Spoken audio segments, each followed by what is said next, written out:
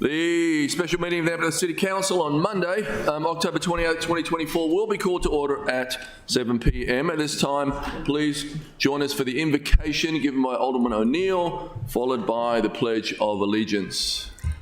Thank you very much, Mr. Mayor. This invocation was given by a gentleman by the name of Herb Silverman many years ago, and as I was reading it, it struck me as very relevant to us. It says, each of us is a minority with respect to something. It might be race, religion, sexual orientation, nationality, or any other way we may be regarded as different. Each of us is also part of some majority. It is when we wear our majority hats that we need to be most mindful of how we treat others. We must pledge our best efforts to help one another and defend the rights of all of our citizens and residents. I don't ask for you to close your eyes today, but to keep your eyes constantly open to the serious issues that city government can and should solve and improve. I don't ask for you to bow your heads, but to look up at what you can accomplish by applying your considerable talents and experience to the problems that confront us. As we work together on behalf of all who live in this city, may we gain strength and sustenance from one another through reason and compassion.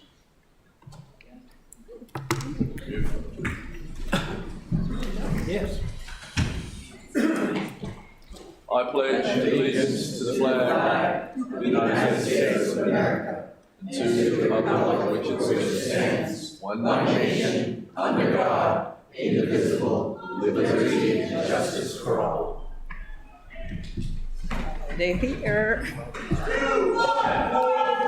Madam City Clerk, please call the roll. Yes, sir. Mayor Buckley. Here. Alderman Huntley. Present. Alderwoman O'Neill. Present. Alderwoman Pendell Charles. Present. Pendell Charles. Present. Present. Alderwoman Finlayson. Present. Alderman Shannon Meyer. Present. Alderman Gay. Present. Alderman Savage. Present. Alderman Arnett. MRE. All right, we just need to approve the agenda before we deal with you scoundrels. Mr. City Attorney, please present the next on the agenda. Yes, the next item is approval of the agenda. Can I get a motion to approve the agenda? So moved. Second. Madam City Clerk, please call the roll. Yes, sir. Mayor Buckley. Yes. Alderman Savage. Aye. Alderman Arnett. MRE. Alderman Huntley. Aye. Alderwoman O'Neill. Aye. Alderwoman Pendell Charles. Aye. Alderwoman Finlayson. Aye. Alderman Shannon Meyer. Aye. Alderman Gay. Aye. Thank you. Okay, you had something to say? Because we have something to say to you. Hello, your honorable scoundrels. I, Elizabeth Fortunato, the 2014 Mistress of War, by the power vested in me by the Maritime Republic of Eastport and by unanimous vote of our sovereign citizens. That's right! That's right!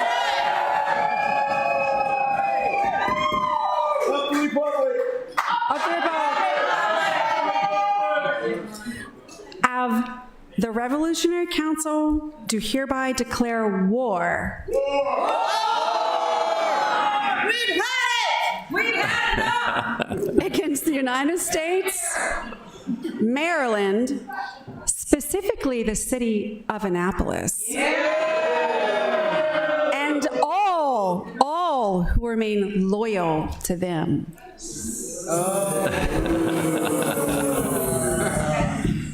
Taking inspiration from Thomas Paine, I offer nothing more tonight than simple facts, plain arguments, and common sense. We, the justifiably proud and the noble people of the Maritime Republic of Eastport, the world's, I don't have a teleprompter, the world's tiniest of the sovereign nations, hereby announce announce that we are still at war with the city of Annapolis. Also known as Least Port or the Dark Side. According to our national archivist, this is the 24th year that we have been compelled to take such drastic action. The reasons are self-evident, as dogs war with cats, as politicians war with other politicians, as wigs war with toupees, as West Point, go Army, cadets war with Annapolis midshipmen, so it is the MRE versus the world.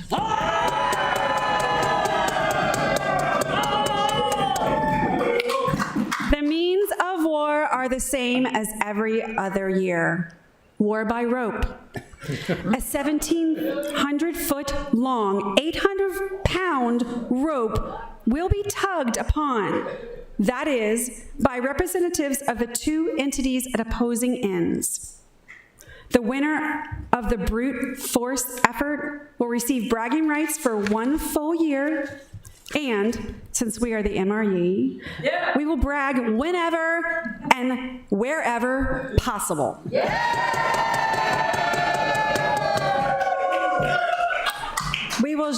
We will prevail and take back the coveted trophy, otherwise known as a plaque, I think. As the record clearly shows, our superiority in rope tugging is beyond question. We have compiled an unassailable margin of victory in all of the individual tugs for the past 2 decades. So we cast down our gauntlet once more. Do you have the temerity and the nerve to show up at the Susan B. Campbell Park on Saturday, November 2nd at the crack of noon? Do you?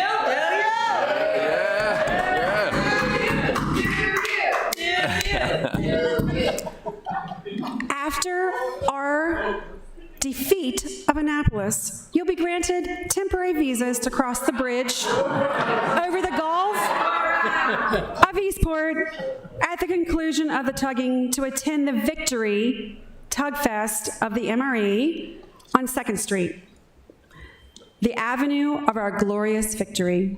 The magnificent Maritime of Eastport, being a wealthy, generous, and benevolent micronation, will donate the spoils of war to 7 local charities. The Bikes for Tykes, the Eastport Volunteer Fire Department, who helped hang our new sign, if you haven't witnessed it. The Annapolis Police Foundation, Eastport Elementary School, the Civil Air Patrol, Seeds for Success, the Bernie House, and Annapolis Elementary School. Many of our sponsors we've been appreciated for their generosity over the years, totaling more than $900,000 since the revolution began.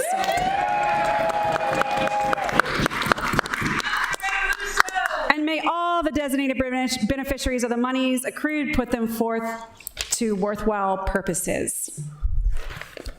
Now, in conclusion, Longer than your phone. as Ravens in the Tower of London and in the Baltimore's stadium are known to squawk, victory shall be ours evermore, evermore. Up the Republic! You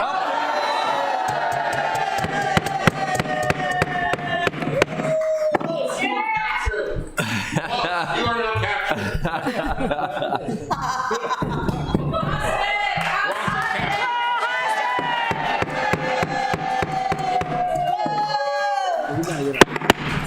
All right, ladies and gentlemen, please settle down. I've got important news to share. As the winning side of the last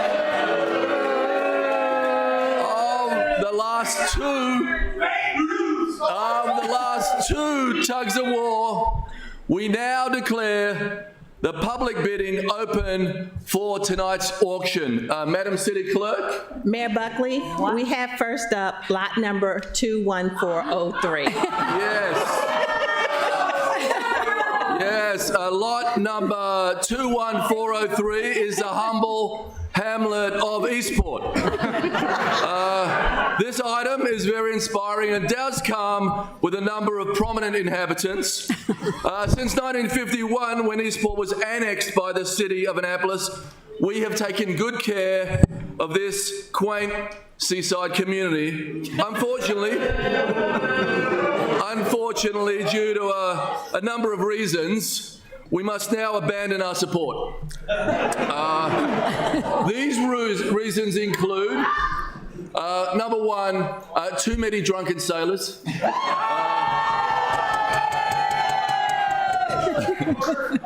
Number two, unnavigable streets. True. We succeed that point.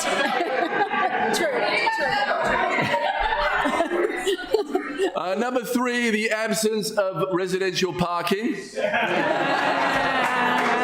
Valid. Number four, powerlessness in revitalizing the shopping centre.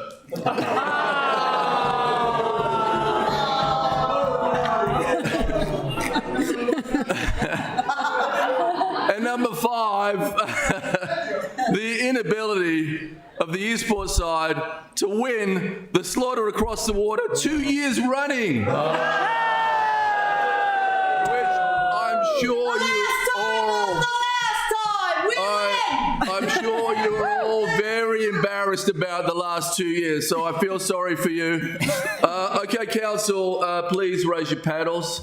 Thank you. Alderman Finlayson. Mr. Mayor, thank you for your inspiring words against the seditionists who have presented themselves this evening in our hallowed chambers. As many of you know, I am originally from Eastport.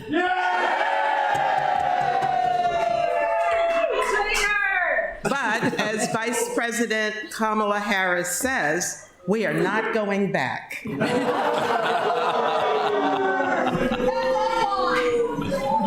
I do have a clarifying question. Is Alderman Arnett elected as the representative in lot 21403? Oh, yeah. It's a package deal. Okay, can I get the bids up again, please? Alderman Huntley, can somebody open the bidding with 100? Can I get can I get a 50? 25. Anyone 25 for Eastport? 25. How about a beer? Eastport, 25 Can we bid a beer? Anyone? One beer? Anyone? Hold on. Alderman Huntley. I have 43 cents. Okay. 43 cents sounds like a deal to me. So, Can you buy a stamp with that? we're going to take 43 cents from Alderman Huntley. Yes. The Ward 1 now own Ward 8. You can speak to your landlord whenever you guys have some time.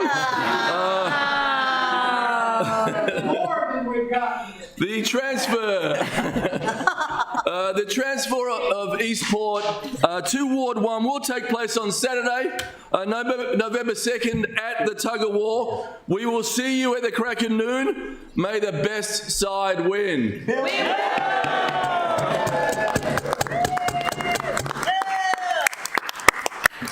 Okay, can you give us Ross back so we can start the meeting? No. Thank you, Mr. Mayor. Thank you. We love you. You know that. Thank you. We are the MRE. 2, 1, 4, and 3. We are the MRE. 2, 1, 4, and 3. We are the MRE. 2, 1, 4, and 3. We are the MRE. 2, 1, 4, and 3. We are the MRE. Alderman Arnett, did you have something to say? Finally, you're sending some money our way. We'll take the 43 cents. All right, let's thank Mitchell. Big round of applause for Mitchell for that.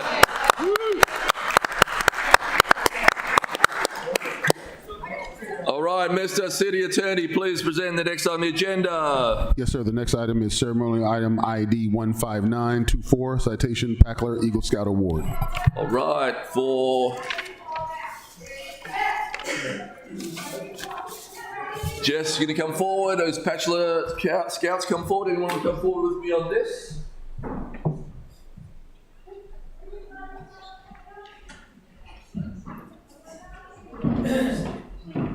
Jess, you're not going with the traders? How you doing?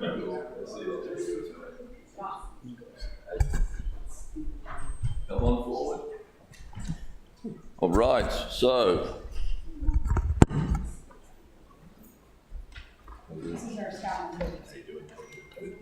And congratulations. All right.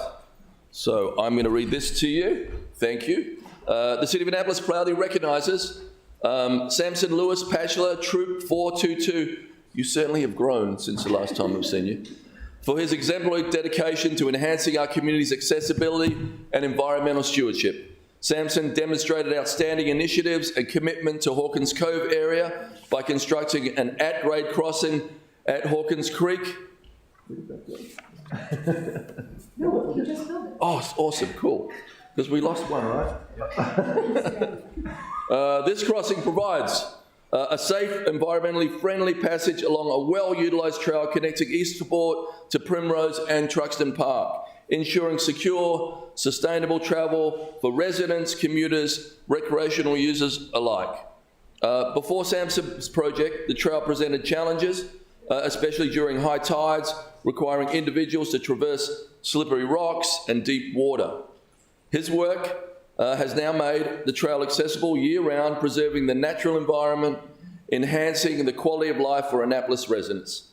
In addition to his service project, Samson exemplifies academic and extracurricular excellence as a senior in the International Baccalaureate Diploma Program at Annapolis High School. His involvement in the golf, swim, and baseball teams, as well as his membership in the National Honor Society, One Love, and the Future Business Leaders of America reflects his commitment to personal growth, leadership, and service, and you definitely are going places. Congratulations, Samson. We appreciate it.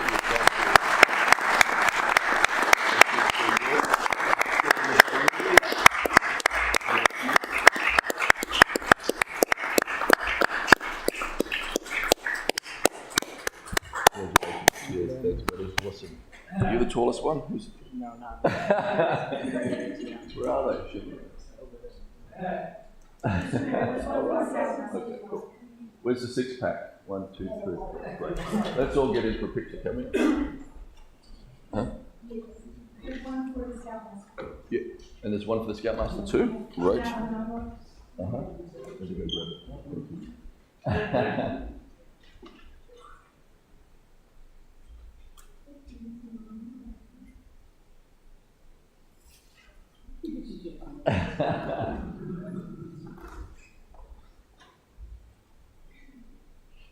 Awesome. I will, let me do this other citation. Thanks very much.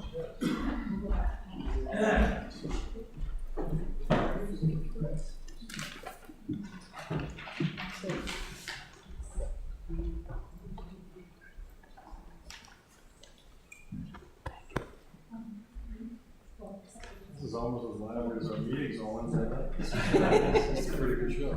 Thank you, Mr. Mayor. Can I do a picture with the three of us? Yeah, that'd be great.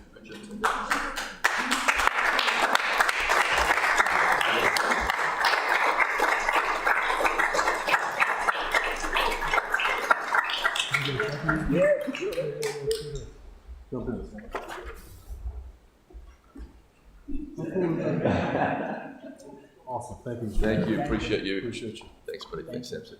Appreciate you. Thank you. Yeah, let me hand that on. Cheers. Thank you. Cool.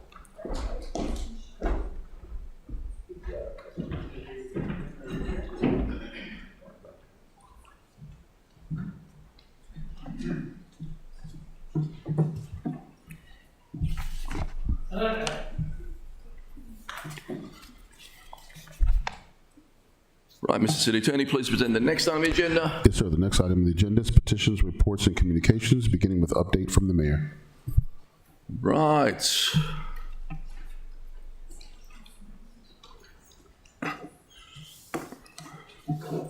Guys aren't sticking around? Come on. All right, a reminder, the city offices will be closed on Monday, November 11th in observance of Veterans Day. These office closures do not impact trash and recycling collection or Pitmoyer Rec Centre. However, the Stanton Centre will be closed for transit. Services on Monday. Will be closed. So, however, the Stanton Centre will be closed, and for transit services on Monday. Annapolis Go Time will run from 7 a.m. To 8 p.m. You will need to either download the Transigo app or call Transportation Dispatch at 410-263-7964 to get a ride on that day.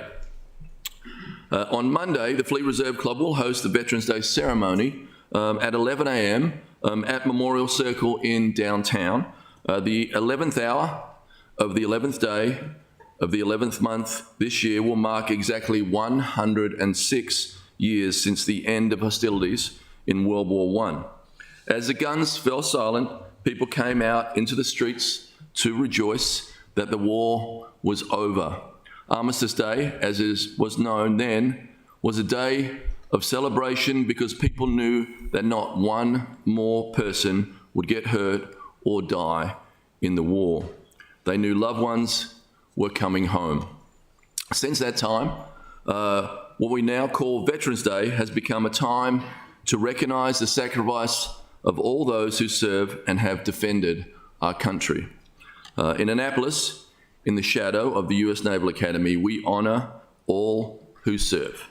We remember the ones who gave their lives, and we express our gratitude to those who are serving or have served. I invite you to join us at 11 a.m. at Memorial Circle and take a moment on Monday to speak to someone who is a veteran or ask them about their service or simply thank them for their sacrifice. It will enrich you both.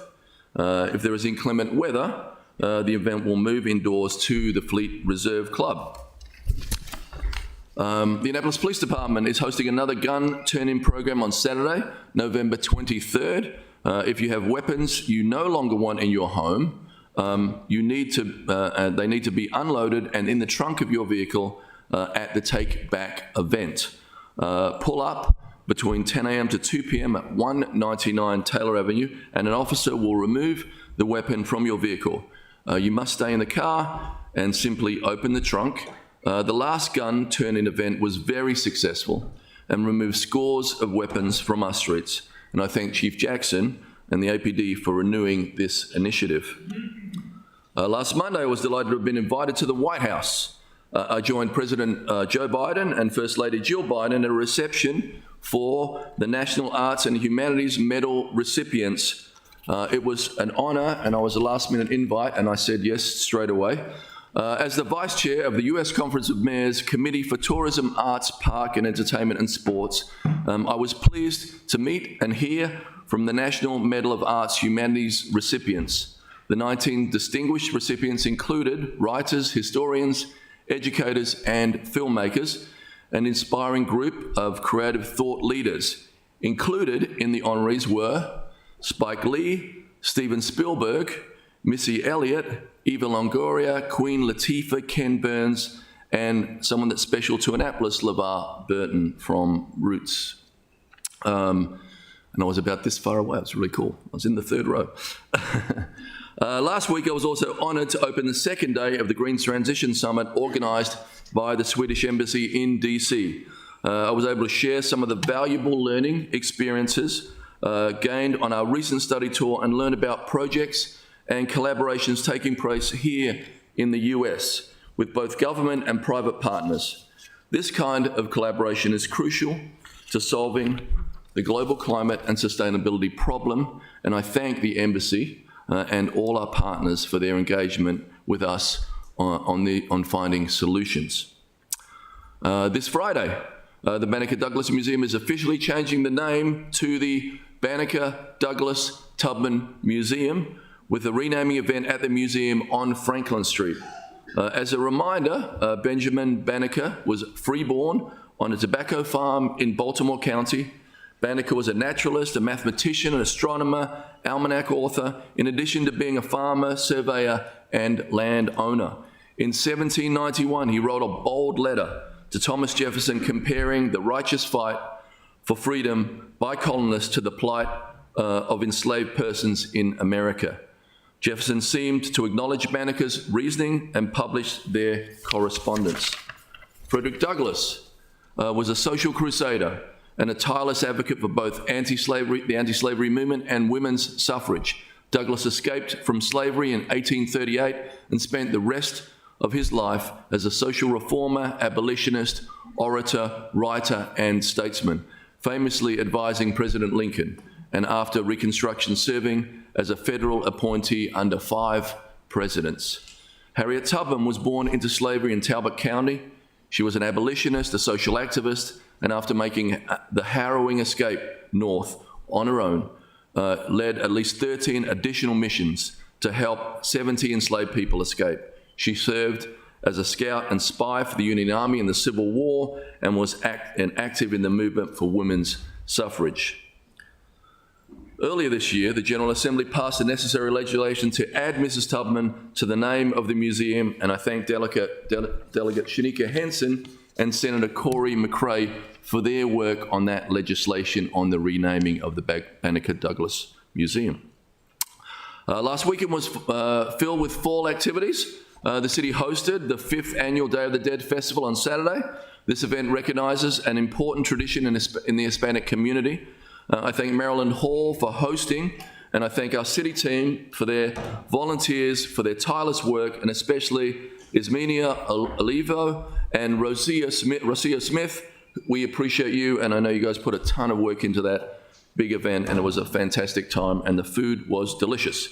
There was also Mr. Fix-A-Flat and No Harm and NAM hosted a haunted Halloween event in Robin Hood community with games, refreshment, and a haunted house.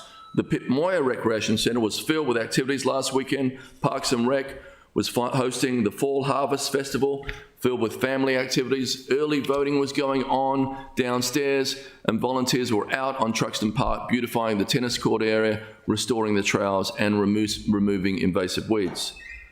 Today and tomorrow, artists will carve 5 great pumpkins out around downtown and inner West Street.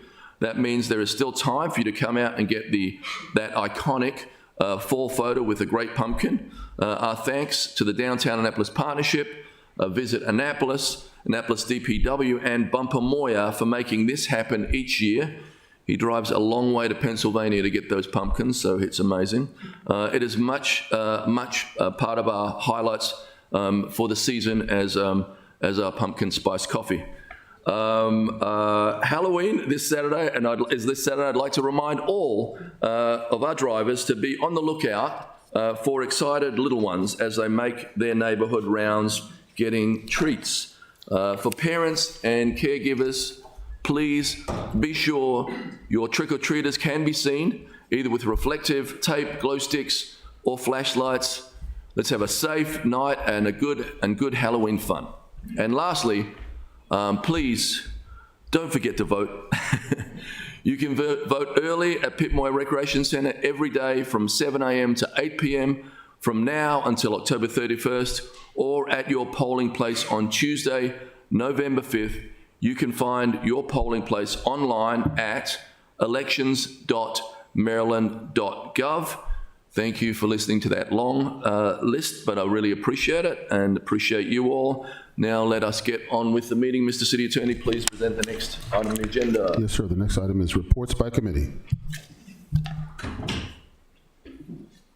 The reports? Alderman Pendell Charles.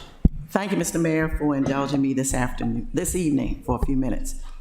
As many of you will recall, the Annapolis United Initiative began in mid-March 2022 as a result of the uptick in violence in the first 10 weeks of 2022, including 1 homicide in January. No other homicides were recorded in 2022. Annapolis United was very impactful during the year of 2022. The Annapolis United budget item began in fiscal year 23, has continued through fiscal year 24 and 25, and for 25, it is now combined with the mayor's office's No Harm VIP budget, which is neighborhoods organized helping to avoid and reduce mortality, violence, interruption prevention, and the NAM budget, Naptown Anti-Dope Movement, especially since 2023, Annapolis United, Annapolis Recreation and Parks Department, Love Our Children, Office of Emergency Management, Love Our Neighbors, AFD Peace is Here, and APD Stop the Violence. Those, along with No Harm and NAM, have been working together harmoniously and successfully and have since included in their initiatives the city's Office of Community Services. During the summer of 2023, the mayor's office conducted 13 summer pop-up resource fairs in 13 different communities around the city. These 13 fairs including listening sessions for attendance at all fairs, and written surveys were taken at all fairs. The chair piggybacked onto the mayor's office, conducted 13 listening sessions for attendees at all the same fairs, took notes at those fairs. Additionally, in August 2023, Chair hosted 2 citywide public safety public hearings, one in Ward 1, one in Ward 7, at a location that bordered Ward 8. The 259 responses yield the following information: requests, comments regarding the city in a nutshell. In other words, we need more of the following: community meetings and events, newsletters, interaction with the community, more communication, have community engagement nights, tell the residents what the city is doing, have activities in the community so there's not transportation issues, better communication between residents and HACA, more community meetings, listen to residents, more police engagement in the community, reach out to the community more, transparency and communication and community involvement, reschedule community outreach meetings with the command staff, and also community services offerings. Following information from one resident who filled out the summer 23 survey after in many ways summed up the situation, quote, make public safety a major and public focus in communication from city government. Big ideas, tourist attractions, and big development plans are great and every community needs them, but making public safety a major and verbalized focus from the mayor's office will make a difference. Communicating with efforts and initiatives of the city, APD, and community partners is important to both residents and may deter those involved in criminal activity, relocate funds from larger capital projects to annual operating revenue for after-school programs and additional community programs for youth year-round, hire APD personnel to actively monitor CCTV in target areas of high-risk times of the day, allocate funds to match hiring bonuses for new police recruits. The chief has mentioned hiring challenges due to hiring bonuses that are not that much in total funds that are offered by neighboring jurisdictions, fill the vacancies and provide the resource requested by APD, provide additional funds for APD to be resourced for the schools requested by the school system. Chief mentioned wanting to support the school system and will make it happen with the limited resources. Please give them more resources, more teachers and school support, city school-sponsored field trips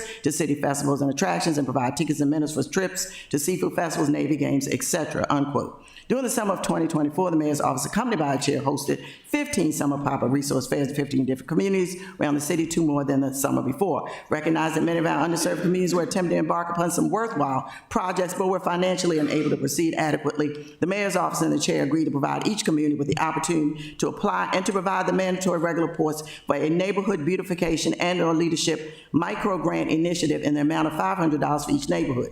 These neighborhoods have decided to use these one-time funds for a variety of purposes, mainly that support health, community, urban food gardens, adjunct environmental projects, beautification, planting of flowers, community cleanups, decorating, leadership, mini classes, and education youth programs.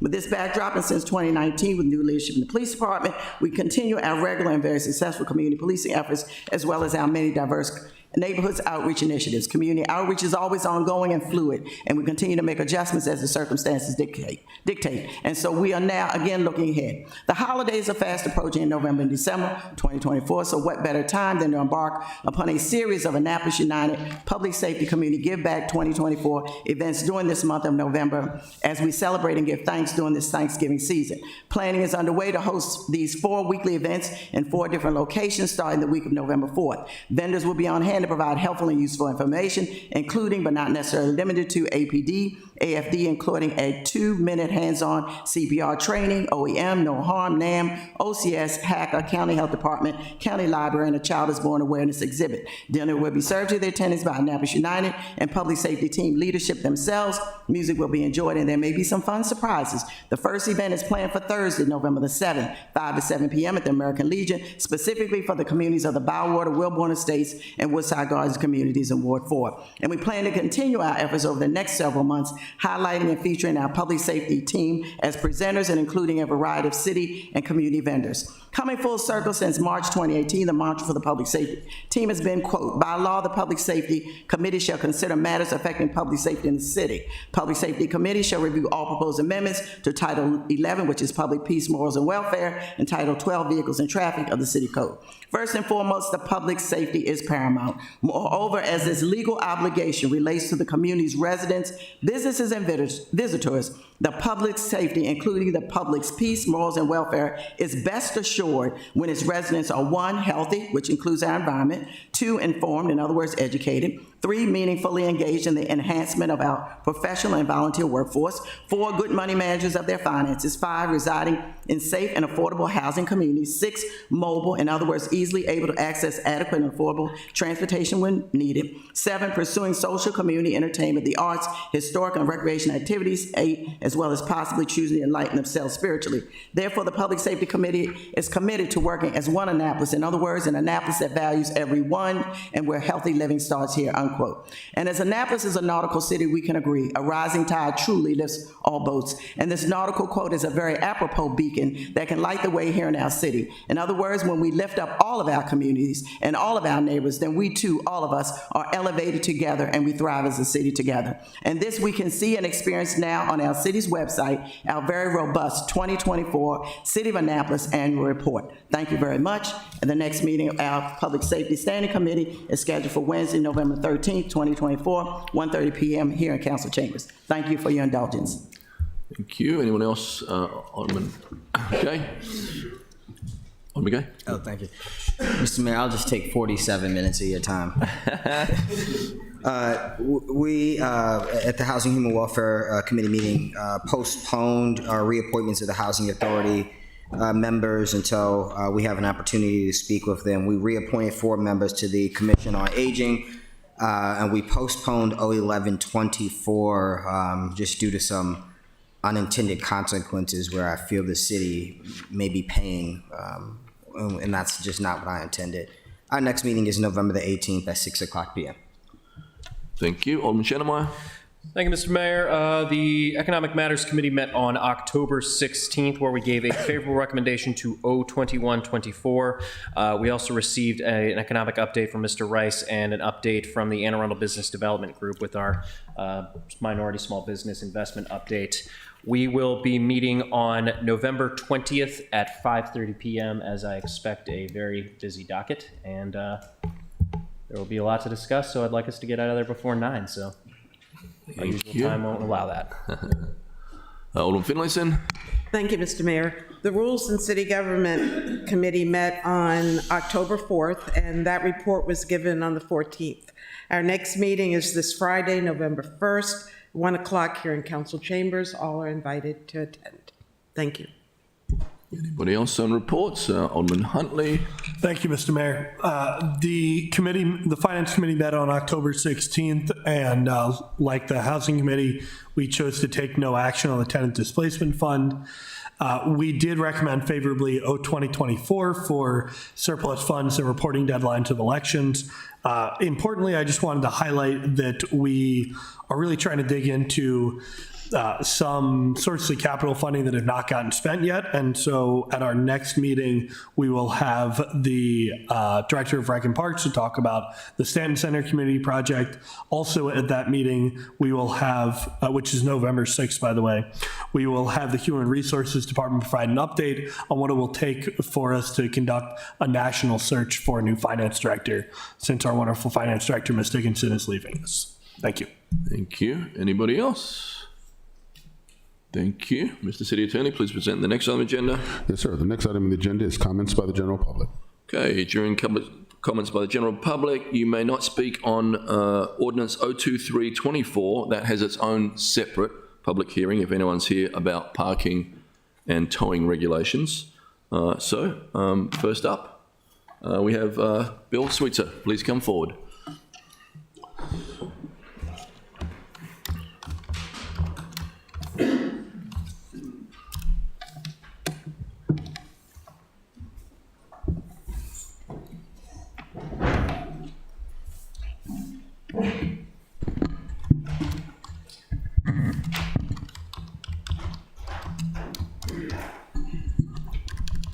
Mayor Buckley, can you hear me okay? Yep. And council members, I'm Bill Sweetser. I live at 5 Shipwright Harbor in Annapolis, Ward 1, and I respectfully request the City Council's approval of Resolution 4624. Commercial interests have asked our city to consider accepting houseboats into our marinas, and this council is beginning to explore the ramifications of complying with their request. Modifying the infrastructure our marinas and our waterways to accommodate the unique needs of houseboats will be multifaceted and complex. An example, the fact that this resolution is referred for reviews by the Maritime Advisory Board, Port Wardens, the Environmental Matters Committee, and the Rules and City Government Committee. These confirm that this is a many-sided piece of legislation. It has unknown impacts, such as on our city's infrastructure, environment, operations, including codes and regulations. Marina operations, navigating our waterways, and control of waste, sewage, and water quality. Our boating community and providing electrical services to boats is often an issue. Houseboats will likely require more learning and more electricity. There's going to be an increased liaison required with the U.S. Coast Guard for boat, bed, and breakfast, where failures to comply can result, and I think I've got this number right, in fines up to $42,750 per operation per day. The council needs research, data, and information about the unique characteristics of houseboats that have little in common with our current boating community of powerboats and sailboats. In my view, the Residential Marine Task Force that's part of this legislation is unquestionably necessary and absolutely required to, 1, gather the necessary data, 2, predict and identify the challenges and risks to be faced by the city, 3, create options for solutions, and 4, at least quarterly, recommend paths forward to the city. I urge the City Council to pass Resolution 4624 so that all older people, even those who do not have marinas in their ward, can make better informed decisions for the safety of and the well-being of our boating community and our city. Thank you. Thank you, Bill. Next up, Janice Cannon, please come forward.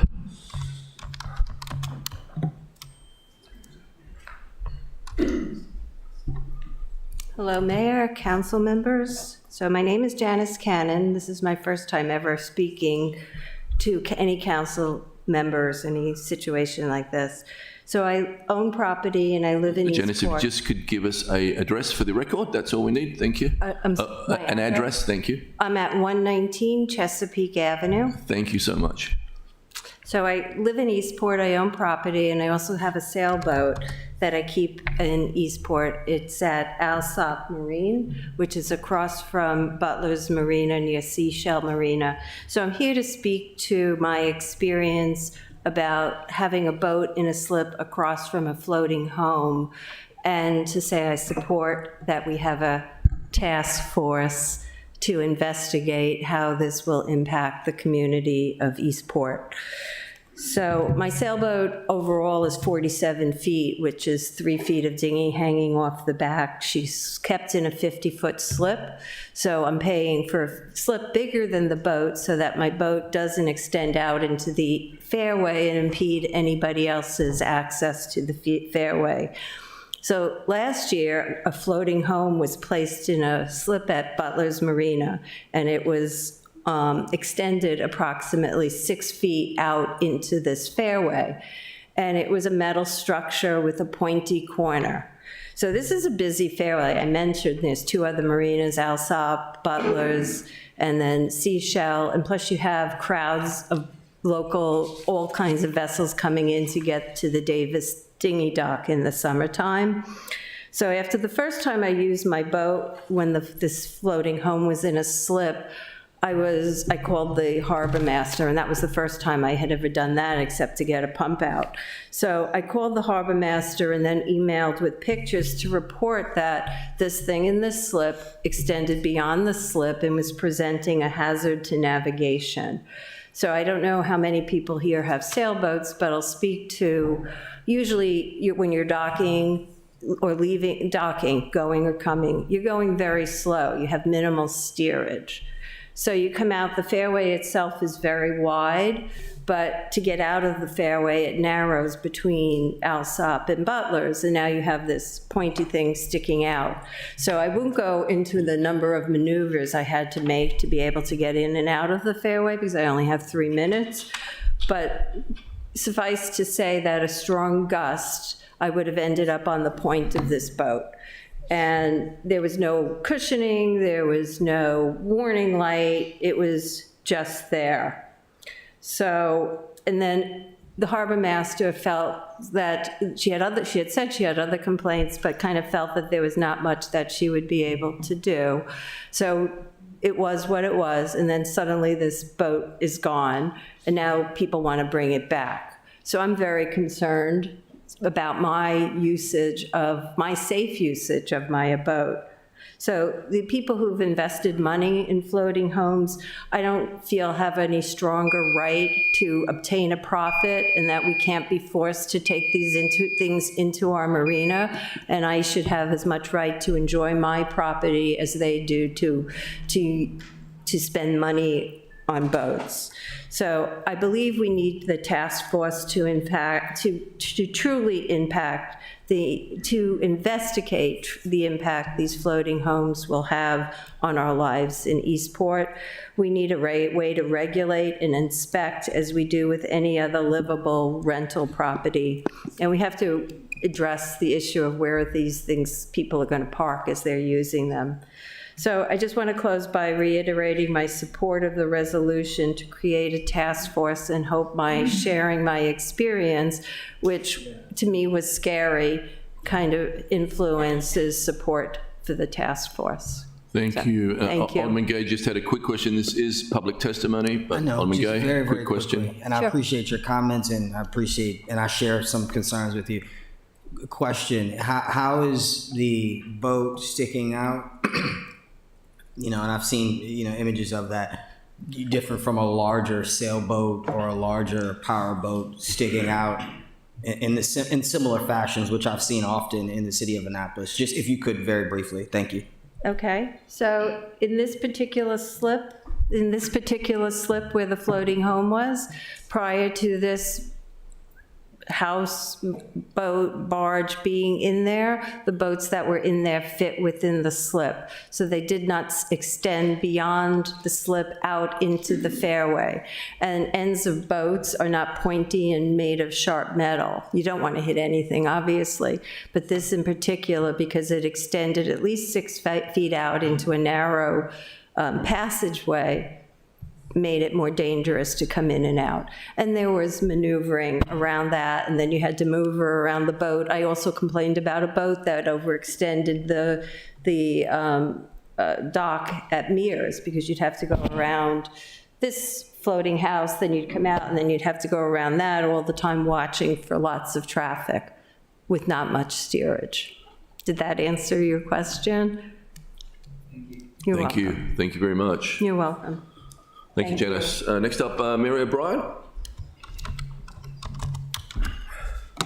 Wearing my MRE revolutionary garb here tonight in support.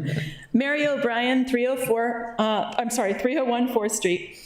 I think it's a fine idea to study the issue of marine commercial vessels. After all, it is a complex issue.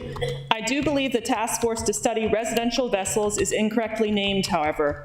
I'd recommend it be changed to the task force to study commercial vessels. Private owners of recreational vessels, whether they stay on them a few weekends a year, pass through Annapolis when heading south, or like myself, stay on board year-round, have nothing to do with commercial vessels being rented out for charter as a business venture.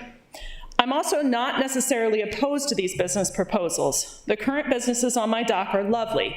Cam of Ford Brewing takes folks out on an old Waterman's Dead Rise and serves them craft beer. Alexandra of Darling Charters helps dozens of sweethearts propose to each other by sunset on her vintage picnic boat. For several $100s, these guests get to experience a night out on the water. I support the maritime industry in our maritime zones. Just like these businesses, the city can ensure flow homes are done reasonably, on a small scale, and with the needs of neighbors in mind. Whether this is done through a task force or some other mechanism seems sensible to me. Our current law limits barges to 2% of slips per marina. If every marina owner clamored over a flow home, that would be 1 to 2 per marina. And that's assuming all marinas want them. Many marinas don't want them. For example, my marina owner allows day charters, but nothing overnight, no short-term rentals. Flow homes would be subject to our existing barge law, as they meet the definition of, quote, not primarily designed or used for self-propulsion. They may have a motor, but it's auxiliary, and they are designed primarily for being tied to a dock and used as an Airbnb. The law restricts the length, height, and amount of barges so to ensure those stay limited in scope. Flowham could certainly build a barge in accordance with the city's existing limit of 46 feet. I don't see any reason why they couldn't have just built a smaller one. Flowhome recently bought an entire marina south of Baltimore and plans to put in dozens there. The sketches look lovely. There is room up there. In this historic small city, we have an existing law that keeps the scale much smaller, and there's nothing wrong with that either. The barges should be subject to SDR inspections and fees, as well as noise ordinances. Butler's Marina is opposite Davis's, which also occasionally has noise complaints and does a good job shushing its patrons when needed. Enforcing our existing noise ordinance and SDR inspections isn't an unfathomable concept. I'm worried to see recreational private boat owners such as me are getting included with commercial marine charters and SDRs. Please consider tweaking this bill in committee to focus on the issue at hand. Like all references to liveaboards, the inclusion in this bill of property taxes seems out to liveaboards specifically seems out of place, but I want to address it. My landlord pays $31,000 a year. The Annapolis Land Value Survey found that marinas are revenue positive. Marinas are actually subsidizing costs for many single-family homes. Yet it seems that this council could be going down a path that will eventually get rid of liveaboards, and that makes me very worried about my future here and has caused many a sleepless night. This is the city I love and assumed I'd grow old in. Thank you. Thank you, Mary. Thank you. Next up, Eamon Esworthy, please come forward.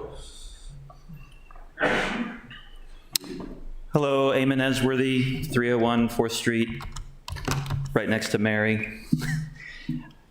Pretty much just agree with everything Mary said, but I just wanted to bring up a couple things. We were just here 2 weeks ago talking about this, and we're back again, including liveaboards within this task force. And I think maybe if we just take a step back for a second and look at, we're talking about putting a year-long task force together over maybe 3 or 4 house barges. We already have an existing law. Can't we just look at that existing law, make a tweak or two, and sort this out?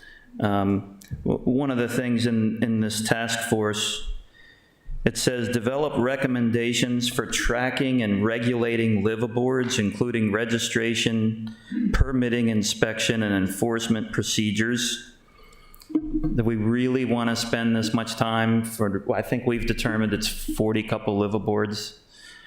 Now, Mary and I and a few others have come out. You guys know who we are and that we live aboard. The other folks, they're not coming because they're expecting you're going to do this and they're just going to be quiet about it. And a lot of from what I understand, the people that own these marinas, they're just going to tell you, yeah, nobody lives here. And I'm all for that. Now, you know who we are, but, let's, again, a year-long task force over this, it just seems, maybe if you have a Department of Waste, Fraud, and Abuse, you can put them at this task force. Thank you. Appreciate it. Thank you. Thanks, Eamon. Next up, Tom Tenderek, please come forward. I'm not going to add any comments to what they said. Okay. You good? All right. Yeah, I'm tempted, but no, I think I'll probably reiterate a lot of things. So. Okay, appreciate it. Thank you. Next up, Amy Clements, please come forward.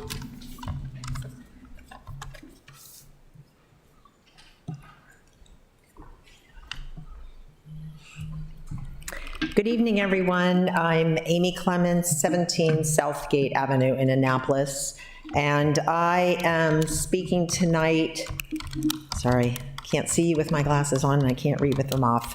I'm speaking tonight on behalf of the Spa Creek Conservancy, and I'm here in support of the task force of Resolution 4624 from a different angle than other people have spoken. I'm I would like to speak to you about the data collection information or need in the task force legislation. Spa Creek Conservancy is a nonprofit watershed organization. We exist entirely on grant funding and donations. And so the relevance of data collection for everything we do, stormwater projects, water quality, educational outreach, residential behavior change, data collection is everything in our world.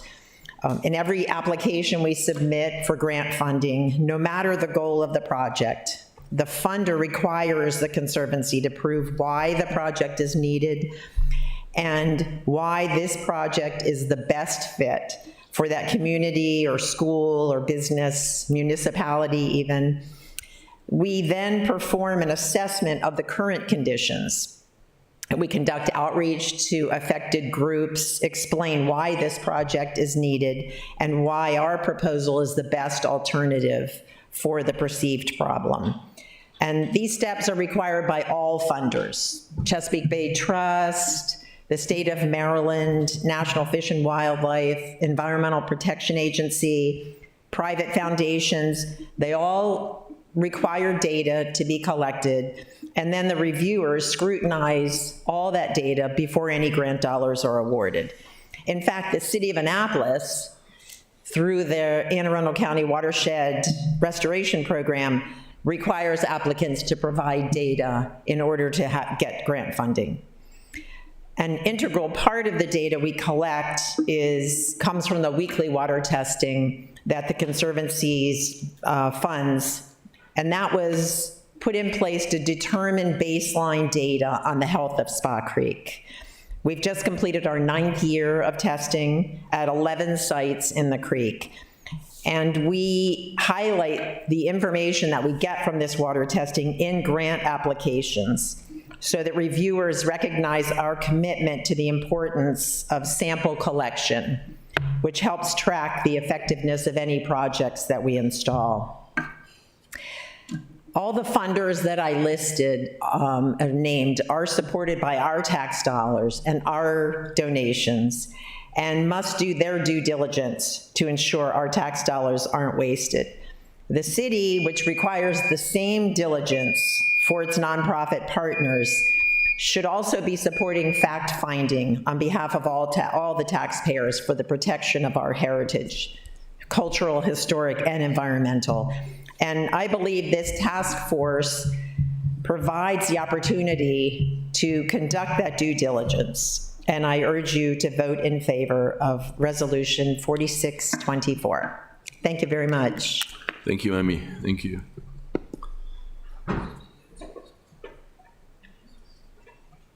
Next up, Jared Lippman. Good evening. Good evening, Mr. Mayor, council members, and Annapolis. My name is Jared Lippman. I reside at 5 Cambridge Court in Ward 5. I'm here to support the amended resolution 4624 and its creation of a task force. Creating a task force to gather data and engage the community is a proactive and inclusive approach. It will ensure comprehensive understanding of potential risks and will ensure that residents' voices are heard. Making informed, community-based choices that will protect our waterways is vital for the well-being of our community. These are complex issues.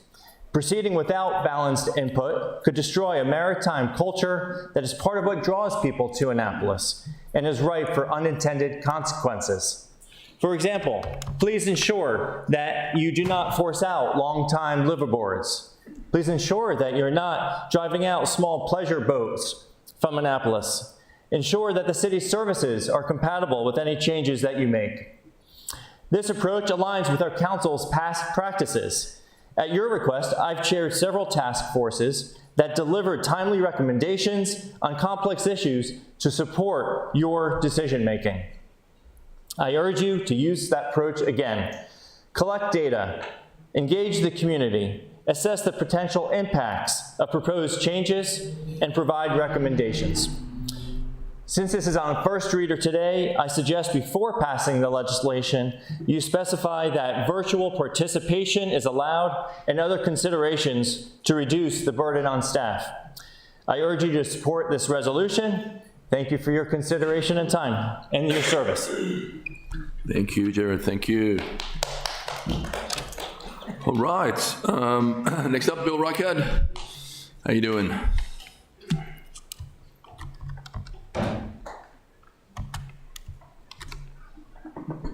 Good evening. I'm Bill Reichart. I live at 717 Bay Ridge Avenue. I'm the president of the Eastport Civic Association. Earlier this evening, you met our military arm. But I want to speak to you today about the amended resolution. By unanimous vote of the Board of Directors of the Eastport Civic Association, we endorse the proposed resolution R4624 as amended. You may know that the ECA opposed the original draft of this resolution, and we are thankful to the sponsors that they went back to the drawing board to make it more specific and focused, and we appreciate that. The amendments that were made more clearly define the scope and specific mission of the task force, and we ask that you vote to pass the resolution. Creating the task force to study residential marine vessels is an absolute necessary first step to collect all relevant data, listen to stakeholders, assess community impact, and identify potential unintended consequences of proposed changes to existing law. We submit respectfully that the most basic obligation of our government leaders is to conduct due diligence when examining the potential impacts of proposed legislation. In this case, essential facts must be collected and relevant data examined before changes are made to the code regarding residential marine vessels. For example, we understand that in our city, which depends in part on the vitality of our maritime opportunities, we do not even have an accurate count of the boat slips located within the boundaries of our city. The essence of our position and request to you is that to ignore the importance of informed decision-making leaves the community with a perception that our government operates on a ready, shoot, aim approach, which is not only irresponsible, but often leads to unintended environmental and fiscal consequences, as well as citizen resentment. Your vote for this resolution as amended ensures that this council will make informed and responsible decisions about how marine vessels will be managed in our community. And I will tell you that in that effort, it should be efficient, it should be thorough, and it should be transparent. And the ECA is an absolute willing partner with the city to make it a good and responsible effort. Thank you for your attention. Thank you, Bill. Next up, Kim Hammond.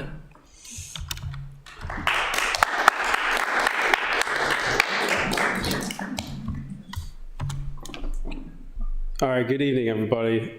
Kemp Hammond, 18 South Cherry Grove Avenue. I am back from about 5 weeks ago at the last meeting on September 23rd. Stan Womack was here too from the Annapolis All-Stars, but he had to go early, unfortunately.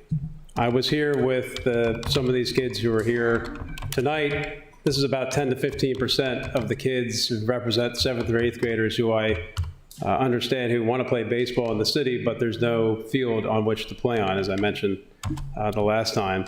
And as I mentioned, I don't see why Collison Field would not be the place to play. I was told that there's a lot of dialogue going on. I would hear back. I haven't heard anything in the last 5 weeks, and I haven't heard anything for a few months and over a year, frankly. I didn't think I would have to get into this, but the importance of youth sports should be pretty apparent. Mr. Watkins over here, Chase, one of the kids who's actually on the team, mentioned this at the last meeting about the life lessons learned from baseball, the strong ties that they get together as teammates. They develop relationships with their buddies at school. And it really makes a difference for some of these kids in Annapolis who just don't have a mom or dad in the home. As I've witnessed through coaching and transporting some of these kids to and from practices for football, basketball, and other sports. It builds confidence for them, reduces unhealthy behaviors in our city's youth, and really it helps these kids find a mentor and a role model. I frankly wouldn't have gotten to know many of these kids if it wasn't for the basketball and the football that my sons played and getting to take them to and from these practices. And I think it's really helped them out. For what it's worth, there are other state capitals who have less population than Annapolis, yet they have 90-foot diamonds in Montpelier, Vermont. I know you all just went to Sweden. We can just look at our own country for examples.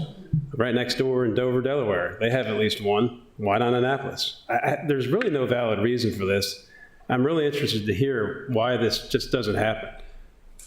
We have 7th and 8th graders who simply want to play America's pastime. You have a basketball league that several of these kids play in that goes through 14 years old or 8th grade.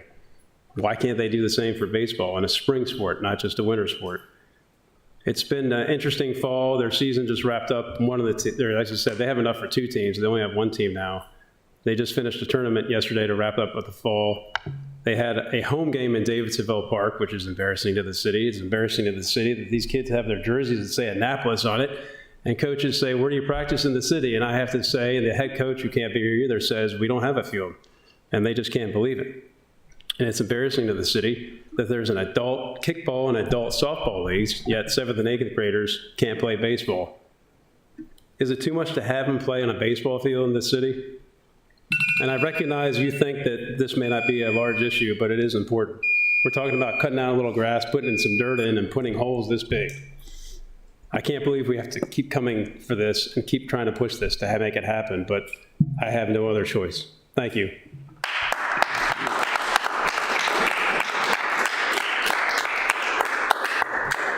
Thank you, Kim. Next up, Chase Matthews. Is it? No. Okay, thank you. Paul Elder, next up.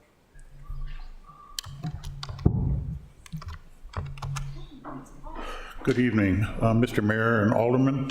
Thank you for this opportunity to speak. I and my wife have been residents of Annapolis for almost 40 years. We've seen a lot happen through those years, and we are in support of Resolution 4624 as written. Sorry, Paul, can we just call your address for the record? 7 Shipwright Street. Thank you so much. Annapolis 21401-2612. Thank you. So, as you've heard, this is a very complex issue, and it deserves very careful consideration and evaluation, and I think that a well-run task force will be able to do that. I've served on a number of commissions for the city, and I'm willing to offer my services if you should like them. So again, my wife and I are in favor of the resolution as presented. Now, I cannot surrender this podium without bringing up something relative to the severity and the very serious nature of declaring war. The residents of Eastport that were here, I questioned if they are really a quorum of the authoritative body that could declare war. As I noted, the majority of them were wearing socks.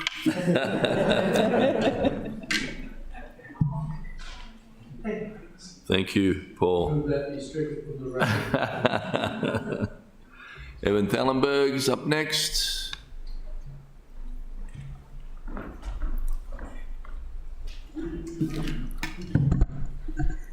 Mr. Mayor, members of the City Council, my name is Evan Thallenberg. I live at 213 Lockwood Court, and I've lived on Spot Creek for 25 years with my family, and I have a boat. Everybody has done a great job. I'm really just up here to add a cautionary note. Ocean City, Maryland, the City Council of Ocean City, Maryland, considered the question of short-term rental houseboats this year, and they found enough threats to the health, safety, and welfare of its residents and constituents that they enacted a permanent ban in June of this year. And I'm not saying that we need to have a permanent ban. That's not what I'm arguing for. But I'm saying that basic due diligence and good governance requires the formation of a task force to at least look into the basis for the decision made by Ocean City, Maryland. Ocean City, Maryland is a much bigger municipality than Annapolis, Maryland. It's much more commercial, it's more spread out, and they have a lot more interest in bringing commercial things like short-term rental houseboats in than we do. There's no pressing need for us to do this immediately. I think it would behoove us as a community to step back, take a breath, and look into the many problems that this would create and the unintended consequences. I mean, Annapolis is small. It's a short hop from Spa Creek to Back Creek, a short hop from Spa Creek to the Severn River. A poorly thought out decision, or a decision that has not considered the consequences, can have tremendous impact on such a small town. I mean, it can have, for example, a marina owner might not want to keep a liveaboard when he can make 8 or 10 times more money with a short-term rental. Things like that, sewage hookups, pollution problems, noise enforcement. The Annapolis Police Force is simply ill-equipped to approach these problems when a lot of these marinas are locked off from the land. I mean, I think it would behoove us, and it's incumbent on the government to look into these issues before making a decision. And therefore, I would urge you to agree to appoint a task force and listen to their recommendations. Thank you very much. Thanks, Evan. Thank you. Next up, Katie McDermott.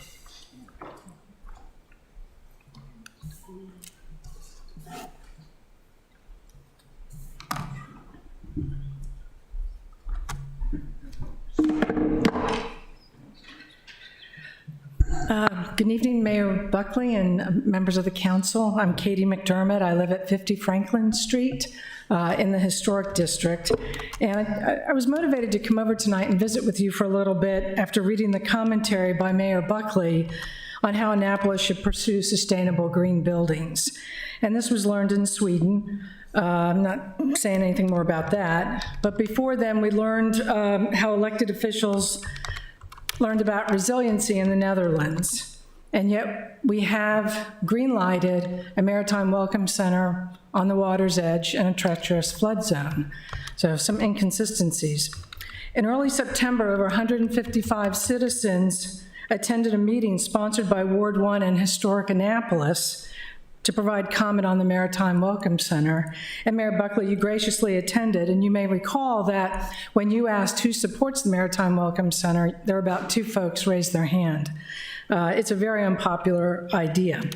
Many questions were asked about adaptive reuse and seeking alternatives for the Maritime Welcome Center at that meeting. And even renovating the current Harbor Master building would be more green than a new oversized building on the water, which is inconsistent with green and resiliency principles. This could make sense because at the Historic Preservation Commission working meeting a few weeks ago, it was a surprise to learn that the consultants have said the primary purpose of the Maritime Welcome Center is now Harbor Master functions. So perhaps we don't need such a big building after all that's 2 sizes too big. There was a promise to follow up on the meeting that hasn't happened yet. The question submitted by the Ward 1 Civic Association on costs and maintenance hasn't been responded to either. And I just want to ask you to consider that listening to elected officials talk about resiliency and green buildings and proclaiming to be environmentalists after international trips, and then do the exact opposite, promotes cynicism about our government and begs questions on governmental competency when spending millions in consulting fees to come up with a non-resilient, non-green building in the very flood area you're seeking to address, according to all the newspaper articles. You have time to put your principles in action and pursue adaptive reuse and come up with a truly sustainable solution for the harbor master and other needed functions. And I would urge elected officials not to blow off excellent and valuable citizen input and retool the plan to be consistent with the valuable input you've received. If you make the city dock project a win-win for resiliency and green principles, which can't obviously happen with the Maritime Welcome Center in the plan, then maybe people from Sweden and the Netherlands will visit Annapolis for doing something truly remarkable. Right now, putting an oversized new building on the water's edge is not green or resilient or innovative. It's just old Annapolis ways. We can do better. Thank you. Have a good night. Katie, I didn't ask about the Water from Welcome Center. I asked who supports the fountain, and no one put their hands up. Yeah, I think the video will show a little bit different. You didn't want to ask that question, but it was asked. Okay, Alderman Gay. Thank you, sir. Thank you, Ms. McDermott. I appreciate the comments. I just wanted to share that, in fact, in both the Netherlands and Sweden, in places where they struggle with, same or similar challenges, and particularly in Stockholm, their harbor master building, it was a great example, and we have photos. I'd be more than happy to share that with you. Is right on the water. It's a brand new building, similar to the one that the mayor's and the administration has proposed, and so. I think there are some, lessons that we've learned on those trips, at least I have in particular, that have, lended my support to the City of Annapolis project. So just wanted to share that with you, and I'd be more than happy to share the details on that with you as well. Well, thank you kindly. And I think the criticism of the Maritime Welcome Center has been it's 2 sizes too big and was introduced to the public as having commercial purposes. Kayaking, even though the harbor master says it's unsafe to kayak or have a commercial kayak there, oyster bars and things like that. So I think you're very thoughtful, and I appreciate that. And you could reduce the size and cost of that building considerably and get semi-consistent with green principles. But you can't talk green and not walk green. That would be my advice. Thank you. Thanks for your opinion. Thank you. Next up is Holly Alsop.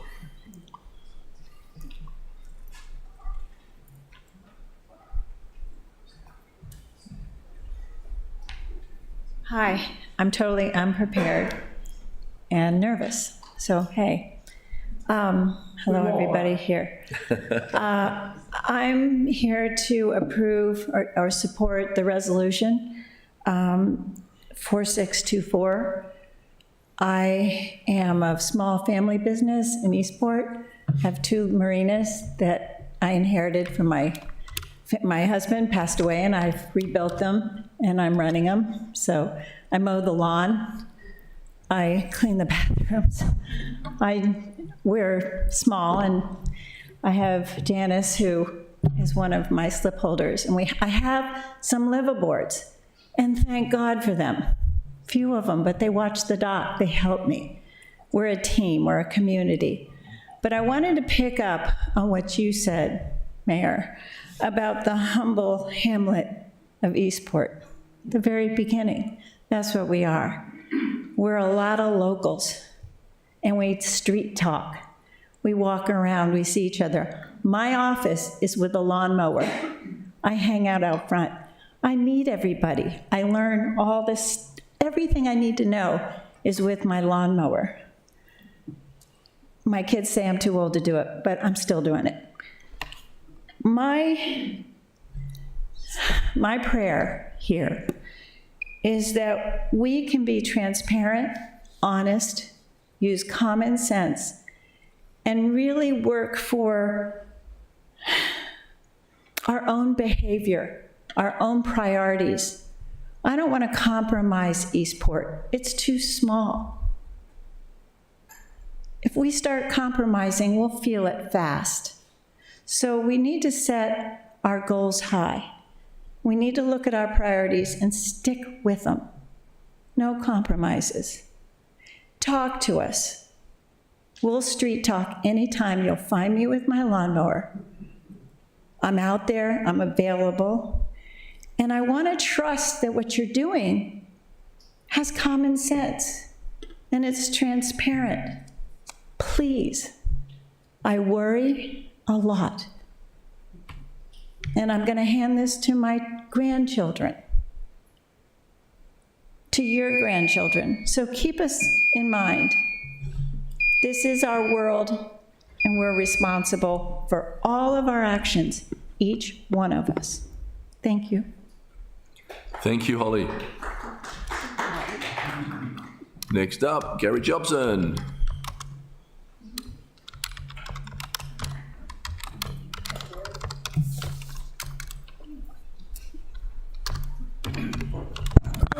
Sorry for the raspy voice today. Too much airplanes. Thanks, Gary. So Gary Jobson, 10 Thompson Street. Great, thank you. Annapolis. I encourage the city council to vote in favor of 4624. These are a complicated issue, and I want to just tell two very quick stories to put in your mind. On Friday night, I spoke in Cleveland, Ohio, to a group of 100 or so people, and I heard a horrific story. So the marina where I was speaking, somebody got off the boat at night. It was light, it was dark, and he slipped and hit his head, and a month later died. And then a family sued the marina and the club that was there, and after months and months and years, this past summer, a $16 million judgment went. So you've got to be very careful when you're dealing with maritime things. And Airbnbs, people are up late at night, you're on a dock, you're not used to it, things are wet, people slip, and you have problems. The second thing is I was on the board of Living Classrooms for a number of years in Baltimore. Fascinating group, does a lot of good work. But they got a ferry boat taking rides across the harbor. And when I saw the boat, it looked quite unsafe to me. And at a board meeting, I said, you know, this doesn't look Coast Guard approved, and I don't like this boat, and we really should take a good look at it. They didn't. It capsized in a storm, and I think 8 people perished and drowned. And so my message there is to be careful. This resolution looks appropriate to me, and I don't think it'll take a year, but I think we'd all be better off if you take a good look. Thank you very much. Sorry for the voice. Appreciate it, Gary. Thank you so much. Bill Borwigan, please come forward.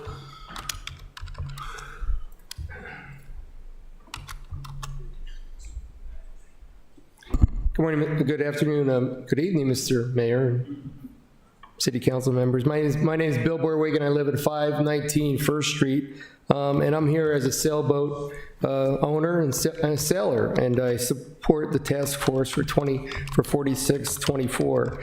Dozen years or so, and I started racing sailboats at Harrington Harbor, and for a guy who grew up on the other side of the tracks, it was kind of a transformative experience. I fell in love with sailing under the guidance of my mentor, Howard Croft, who was an excellent sailor from where we sailed on the Anacostia River, where he worked for Marion Barry, and he taught me a lot about social justice and economic justice, but he also taught me a tremendous amount of sailing, so much so that I bought a sailboat, and then naturally I bought a house here in Annapolis.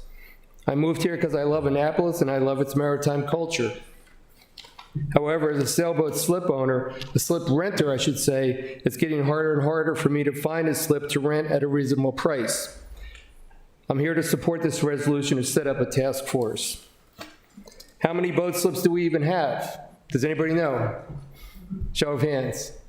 I don't want to have to move to Galesville, you know, I mean, I want to stay in Annapolis. And let's just dispel the myth. I know earlier on there was a myth about how this is affordable housing. I know we have an affordable housing crisis. It needs to be addressed, but this is not the way we do it, by renting short-term rental house barges for $500 to $800 a night.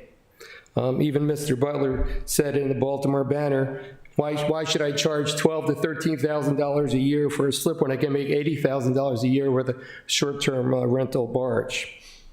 At what point do we reach a tipping point in our city with short-term rentals, whether they be on land or on water, where we lose our identity as a sailing and maritime city? That is why we need this task force. Let's not kill the golden goose, why so many sailors like me have moved here. We can do better than ready, fire, aim. Thank you. Thank you very much, Bill. Anyone else like to come forward and speak? Hey, Sully, how you doing? Good? Good evening. City Council, my name is Marcellus Butler. I am the owner of Marina. And just an address, please, Sully. Yep, 409 Chester Avenue, Annapolis, Maryland. Thank you. So first, I'd just like to, for all seem like there's a lot of boaters here, and they really understand boats. So I just want to make some clarification on making sure that everybody understand what a houseboat is. A houseboat is a boat just like your Flemings, just like your Egg Harbor, your Hatteras Sport Fish, your Catamaran. It has a black water tank, it has a freshwater tank, it has navigable lights. It's Coast Guard approved, it has a hull identification number. Okay? That is a boat. It's registered with DNR. Okay? Now, the task force itself, I believe that the task force could be good. But as someone said earlier about lumping liveaboards and houseboats into that task force, I think it's kind of like something that can be fixed without lumping it into a task force. Now, if you're talking about putting floating structures into marinas, sure, I think there's regulation that the task force needs to be established if someone wants to do that. But as a marina owner, a privately held marina owner, if I want to put a houseboat in my marina, who has the right to tell me if I can put a houseboat in my marina? Because my boat is not a Hatteras, it's not a Catamaran, it's not a Fleming, it's not a Sport Fish, a Hatteras Sport Fish. Who gives that right? What type of elitism is that? I call it's boat discrimination. That you wouldn't allow me to put a houseboat in my marina. It uses a freshwater tank, and excuse me if I'm getting, because as she said earlier, this is a family business. I want to leave this to my grandchildren as well. I want to build something that I can leave and live to my grandchildren. In order for me to be able to keep up and down with the city property taxes and all the other things, I need to do things that's going to be creative so that I can make more money. I only have a 29-slip marina. So I have to do things that get creative, that we can be able to sustain, so I'm able to pass my marina on to my grandchildren. And I won't be priced out of Annapolis. I cut the grass too for 26 years. I talk to people every day. So I'm just saying, if you're talking about a houseboat, what gives the right for the city or any city government to tell me that I can't put a houseboat? It would be equivalent to the city of Miami, which is 95% power boats, to say that no sailboats can come into the city of Miami. That's what it would be equivalent to. We're not talking about floating structures. I'm not talking about Sausalito. I'm talking about it would be equivalent to the city of Miami saying that sailboats can't come into Miami. I thank you for your time. Thank you, Sully. Thank you. Anybody else like to come forward and speak? Seeing no movement in the chamber, I declare the public hearing closed. Thank you, everybody, for your passion. Thank you. Next up, please, Mr. City Attorney. Yes, next up is the consent calendar. Could I get a motion to approve the consent calendar? So moved. Madam City Clerk, please call the roll. Yes, sir. Mayor Buckley? Yes. Alderman Savage? Aye. Alderman Arnett? Aye. Alderman Huntley? Aye. Alderwoman O'Neill? Aye. Alderwoman Kendall Charles? Aye. Alderwoman Finlayson? Aye. Alderman Shannon Meyer? Aye. Alderman Gay? Aye. Thank you. Thank you. Mr. City Attorney, please present the next item agenda. Yes, sir. The next item on the agenda is public hearings, beginning with ordinances. O2324, parking and towing regulations. Is anybody here to speak on the exciting subject of parking and towing regulations? Okay. Nobody like to come forward and speak on that? It's only on trailers. Going once, going twice, I declare the public hearing on O-23-24 closed. Mr. City Attorney, please present the next item on the agenda. Yes, sir. The next item on the agenda is legislative actions, beginning with first readers, resolutions R4624, task force to study residential marine vessels. Is there a motion to adopt R46-24 on first reader? So moved. Second. Alderman Finlayson. Yes, thank you, Mr. Mayor. I would like to make a statement about this.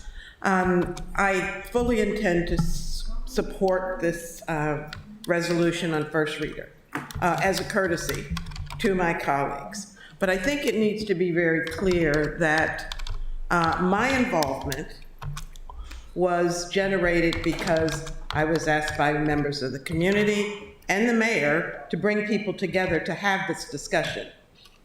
And that, I guess there were 2 meetings in an attempt to get everybody at the table in order to hear all the concerns, all the support, and come up with some viable options so that it could work. That obviously did not work, and we find ourselves now with a piece of legislation that will mandate a task force. Now, I want to be clear, I'm not opposed to a task force. I created a task force that dealt with the Public Works facility, and it was extremely successful. So I know that task force can work. My concern is the fact that this says we're going to take a year. And while all the research is necessary, absolutely, do we have a year? Because the reality is, this council will not be here in a year. Some people will be, no doubt. Some people will not be. And I don't think, and maybe this is a question I should pose to our city council or our city attorney. Can this council leave legislation for the next council, the next mayor and the city council to act upon? Because I think well, I won't say what I think. No, ma'am. So that means that this resolution at best is going to have to be amended so that it can happen within the time frame that we all have left on the city council. But I truly believe that this could be resolved without a task force, with bringing everybody at the table in a more collaborative fashion. That is not the approach that's been proposed here. And so I am going to support it, but I think there's a better option, and I'm sorry we didn't take that. Thank you, Mr. Mayor. Thank you. Alderman Gay had his hand up. Thank you so much, Mr. Mayor. I completely agree with the Alderwoman from Ward 4. I think it should be amended to 6 months. Obviously, as the city attorney just stated, and as the Alderwoman from Ward 4 made clear, we can't leave a resolution to an incoming council. It's basically, they would have to reintroduce the task force in January of 2026, if I'm not mistaken. And so we're wasting our time by having these volunteers come together, put together this research that just won't be able to be used. I respectfully ask that we, add an amendment for 6 months, have them completed, and, that'll give us, time to enact any recommendations. It's just the right thing to do. Thank you. Alderman Annette. Thank you, Mr. Mayor. I would point out that we have already had a task force for the major amendment to the maritime legislation that led to ordinance O-2521, and we currently have a task force sponsored by the Alderwoman to look at small marinas. I don't think this is any different than that. If we want to speed up the time, that's perfectly within the realm. The legislation refers this to the Maritime Advisory Board, the Port Wardens, the Rules Committee, and the Environmental Matters Committee, those are the appropriate bodies to recommend any changes in the time frame. I would point out, we will be here a year from now. I plan on being at the October 2025 meeting, and the task force work should be done within a year. If it can be done less, fine, but that's not committing this body to some future action. It's a fact-finding body, and it'll leave the facts that they generate for this body to at least take up, and hopefully the next body to have in hand. The last thing I will say is I am very, very frustrated that we have called for in 02521 an annual report on maritime that we have yet to receive, and the reports we've seen on it are totally insufficient, does not even have information from half of the marinas in the city. And if you want to talk about things that are taking too long, I would say that getting the information we need from the administration is 3 years late already. So I think that anything we can do to generate more information to shed light on this issue is something we ought to do. Thank you. Alderman Savage. Thank you, Mr. Mayor. So I do ask my colleagues to support this on first reader, and then I'll say the same thing on second reader if we get there. But as I'm going to take this title, I don't know if I can take this title or not, but I'm going to claim it as far as the ward with the most boat slips in the city.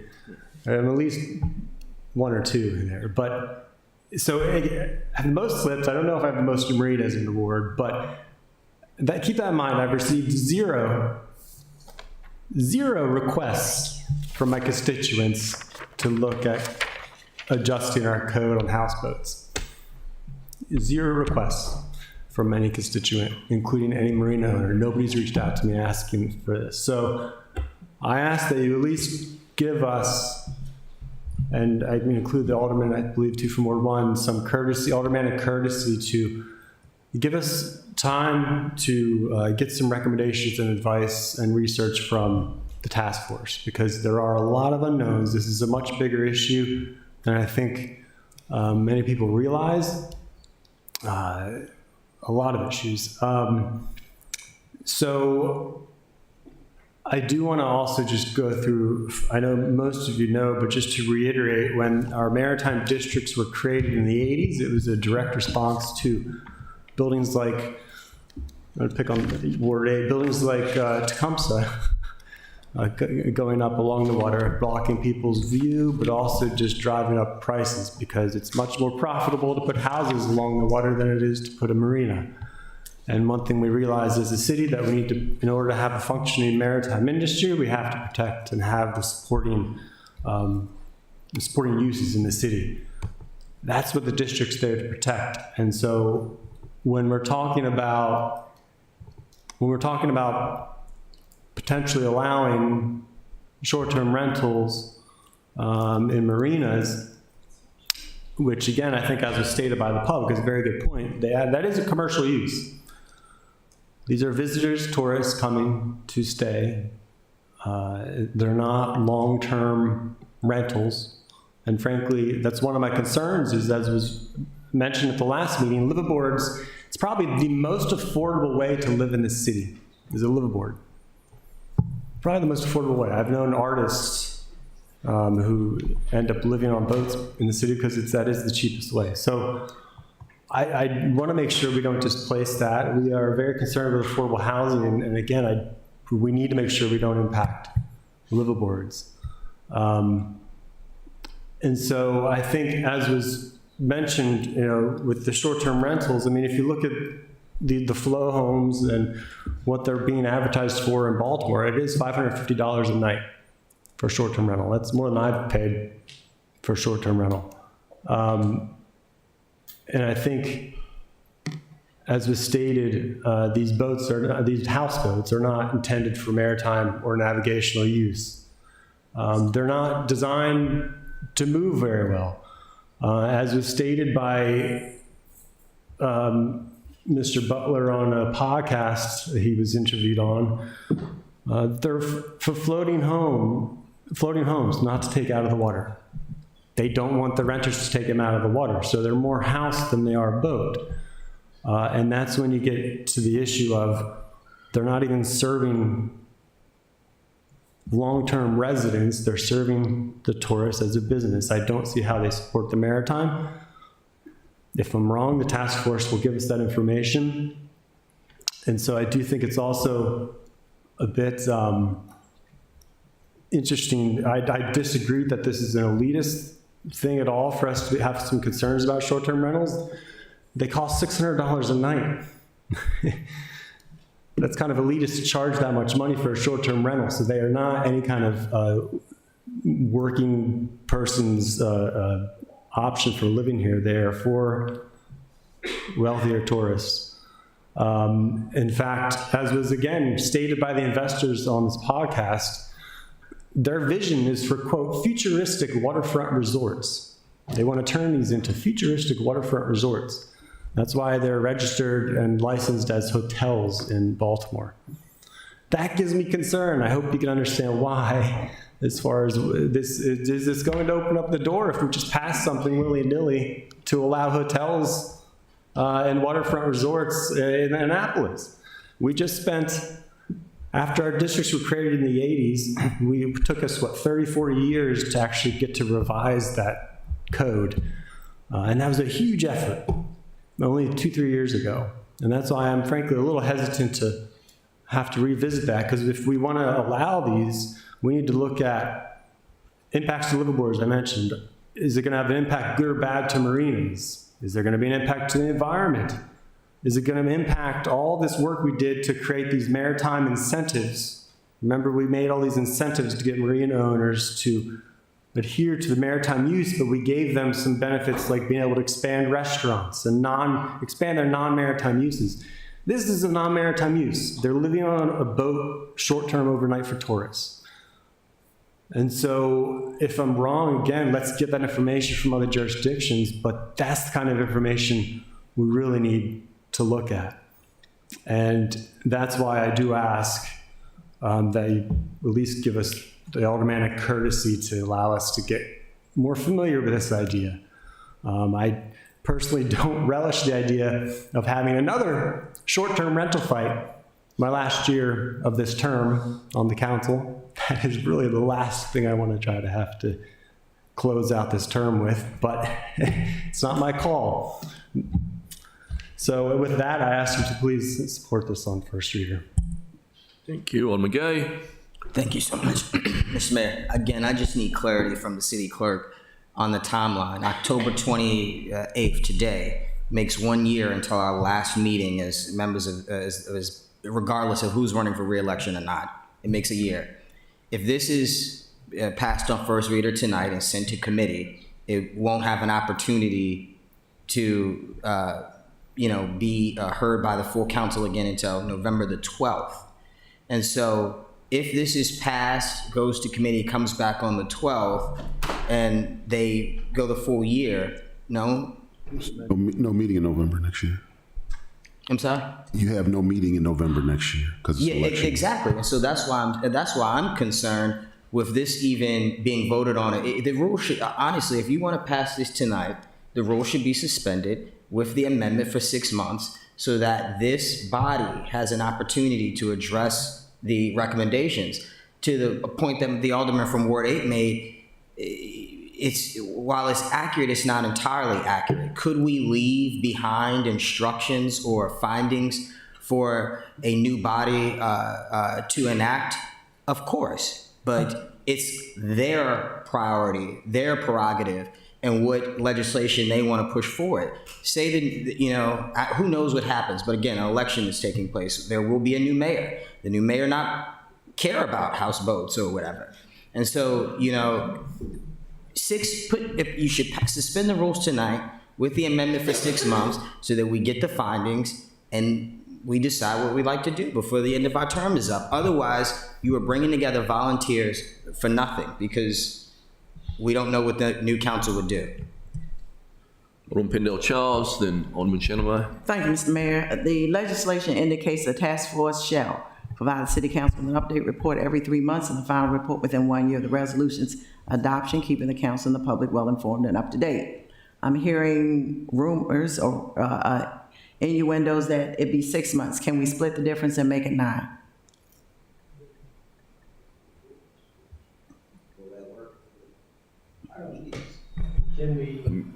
It's still got to go to committee. I mean, we've got a long time before it comes back. Point of order. Alderman. It's got to be adopted on first reader first before we try to amend Yes. it, but I'm open to.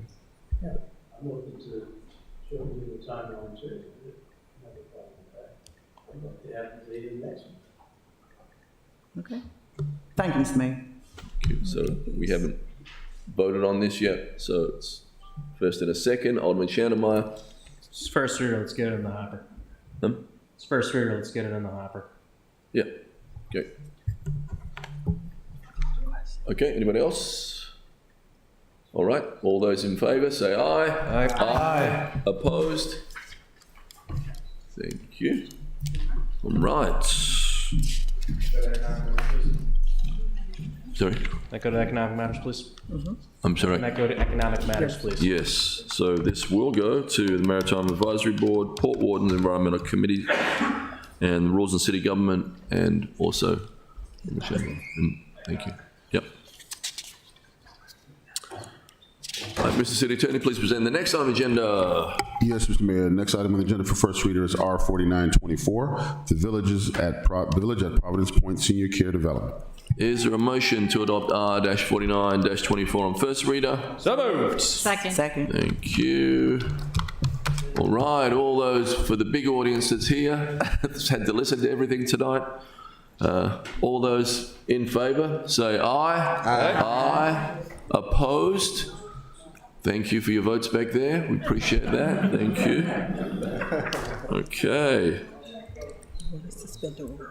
You want to suspend the rules on it? Virginia. Could I get a motion to suspend the rules, please? I would love it at house. Move to suspend the rules. Second. All those in favour say aye. Aye. Opposed?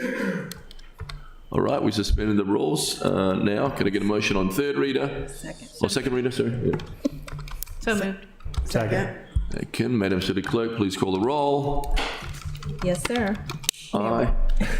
Mayor Buckley said aye. Alderman Savage. Aye. Alderman Arnett. Aye. Alderman Huntley.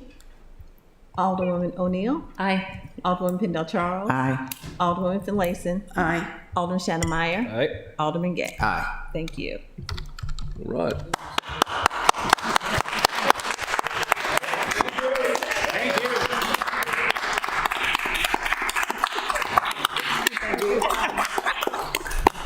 Thank you all. Hopefully it does some good. Thank you so much. May